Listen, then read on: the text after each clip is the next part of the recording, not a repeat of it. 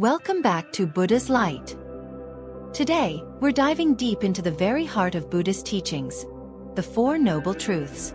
Now, this might sound a bit complex, but trust me, it's incredibly relevant to our modern lives, especially in the hustle and bustle of the workplace.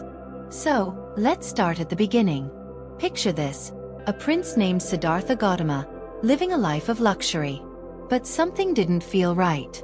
He saw suffering all around him. Old age, sickness, death. He realized that even with all the wealth and comfort, people weren't truly happy. This sparked his journey to find a way out of suffering, and what he discovered became the Four Noble Truths. Now, why are these truths so important to us? Well, they're like a doctor's diagnosis for the human condition. They help us understand why we experience unhappiness and how to find lasting peace. Think of it like this. If you're feeling unwell, you don't just take random medicine, right? You go to a doctor to find out what's wrong and get the right treatment. That's what the Four Noble Truths do for our inner well-being.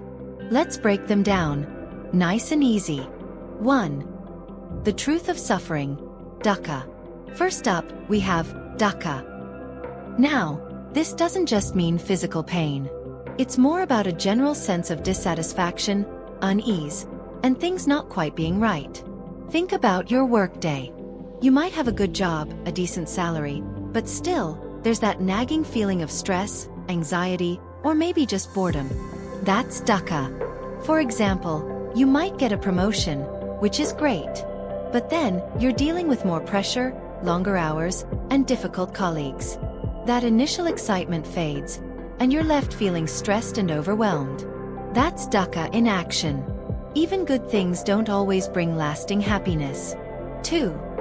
The truth of the cause of suffering, Samudaya. Okay, so we know we experience suffering, but why? The second truth points to tanha, which means craving or attachment. We crave things like success, recognition, material possessions, and even pleasant experiences. We get attached to these things, and when we don't get them or when they change, we suffer. Imagine you're obsessed with getting that big project done. You're working late nights, sacrificing your personal life, and constantly worrying about deadlines. You're craving that sense of achievement, that recognition from your boss. But what happens when the project is over? Maybe you get the praise, but it's fleeting. Or maybe you don't get the recognition you expected. Either way, you're left feeling empty or disappointed. That's tanha at work. 3. The truth of the cessation of suffering, Nirodha. Here's the good news. The third truth tells us that suffering can end.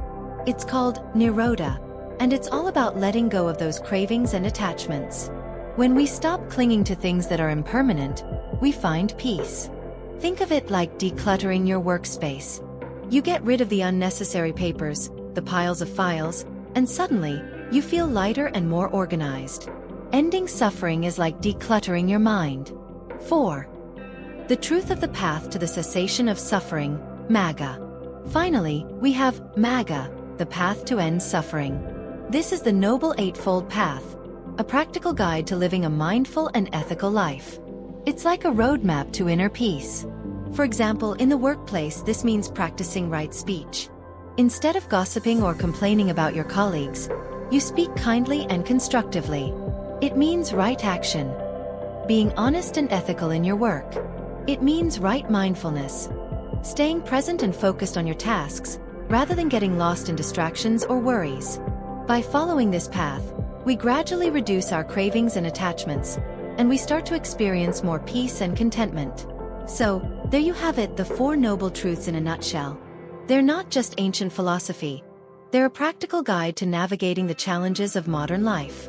By understanding these truths, we can learn to let go of unnecessary suffering and find lasting happiness, even in the midst of a busy and demanding workplace. Remember, it's a journey, not a destination. Take it one step at a time, and you'll start to see positive changes in your life. Thanks for watching, and I'll see you in the next video.